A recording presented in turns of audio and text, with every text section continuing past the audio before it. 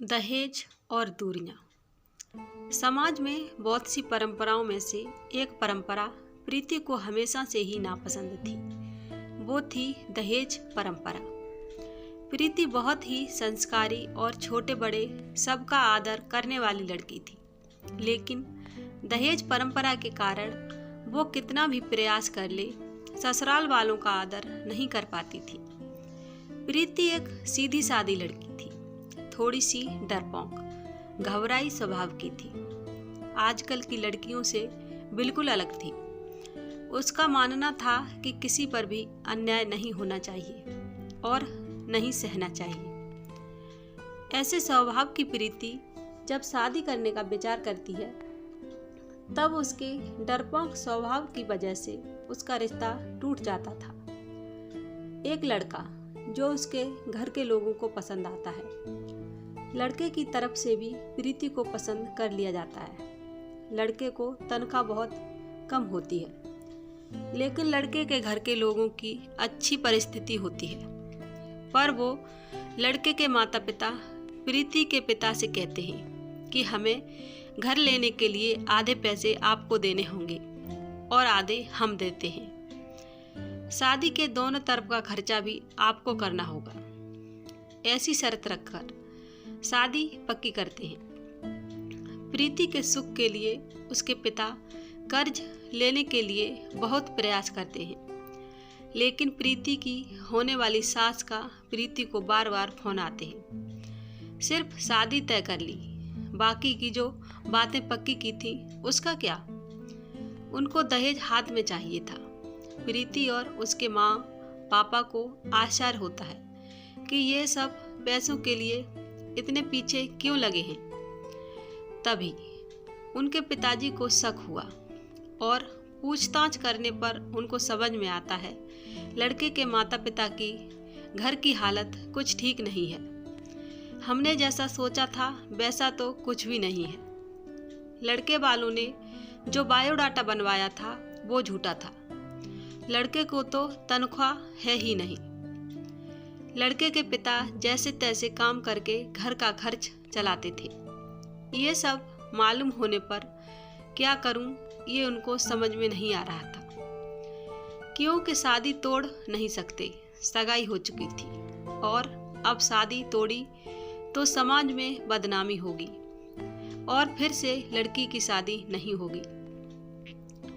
इस डर से उन्होंने भी शादी तोड़ने का विचार मन से निकाल दिया और उसमें सकारात्मक बाजू देखकर जैसे लड़का होशियार है तो वह जिंदगी में भाग दौड़ करके जिंदगी में अच्छी नौकरी पा ही लेगा और लड़की को सुखी रखेगा।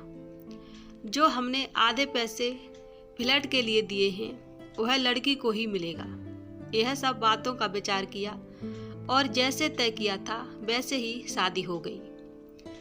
प्रीति के पिता ने दोनों तरफ शादी का खर्चा भी उठाया और लड़के के पिता को दहेज की रकम भी दी। शादी होने के बाद लड़का होशियार होने के कारण उसे अच्छी नौकरी मिली। जब फ्लैट लेने की बात आई तो प्रीति के ससुराल वालों ने उन्हें पूरी रकम देने के बजाय 20 लाख के बजाय 5 लाख ही दिए। खुद के पास से तो दूर उसके पिता ने दिए हुए पूरे पैसे भी उन्हें दिए नहीं और घर आने तक प्रीति पिताजी ने दिए हुए पैसे का ब्याज भी खुद के पास रखा। यह सब बातें तो प्रीति को खटक रही थी। उसने यह सब बातों का प्रश्न पूछने का बहुत प्रयास किया, लेकिन उसे उत्तर नहीं मिला। प्रीति डरपोक जरूर थी, लेकिन अन्याय सहने वाली नहीं थी। उसने हर समय सवाल और जवाब का हिसाब मिलने की अपेक्षा ना होने के कारण उसे ससुराल वालों के लिए जरा सा भी आदर उनके मन में नहीं था। जैसे जैसे समय बीता वैसे वैसे उसने अपने ससुराल वालों से संबंध तोड़ दिए। वह घर आते तब वो उनसे अच्छे से बर्ताव करती थी, लेकिन कभी भी मन से उनका कुछ भी काम नहीं करती थी। और वह जब गांव में रहते थे तब कुछ भी होता था तो वह पूछना तक जरूरी नहीं समझती थी। पर उसके ससुराल वालों को इसका कोई फर्क नहीं पड़ता था। जैसे जैसे समय बीतता गया वैसे उनमें बातचीत और अपनापन रहा ही नहीं। रिश्तों में दूरियां आने लगीं। सच में दहेज के कारण रिश्ते टूटते हैं तो दहेज लेना कहाँ तक सही है। हालात तुम्हारे खराब हैं, इसीलिए लड़की वालों से पैसे लेना कहाँ तक अच्छी बात है। लड़की के माँ बाप भी उसे सिखाते हैं, बड़ा करते हैं और लड़की दूसरों के घर जाकर उनके घर के लिए जिंदगी भर मेहनत करती है। उसके माता पिता की उससे कोई भी अपेक्षा नहीं होती। ऐसे सभी विचार प्रीति के मन में हमेशा घर कर जाते थे। उम्मीद करती हूँ आपको मेरी यह कहानी पसंद आई होगी। अगर कहानी पसंद आई हो तो हमें कमेंट में ज़रूर बताएं। वीडियो को लाइक करें, शेयर करें और हमारे चैनल को सब्सक्राइब करें। कहानी सुनने के लिए धन्यवाद।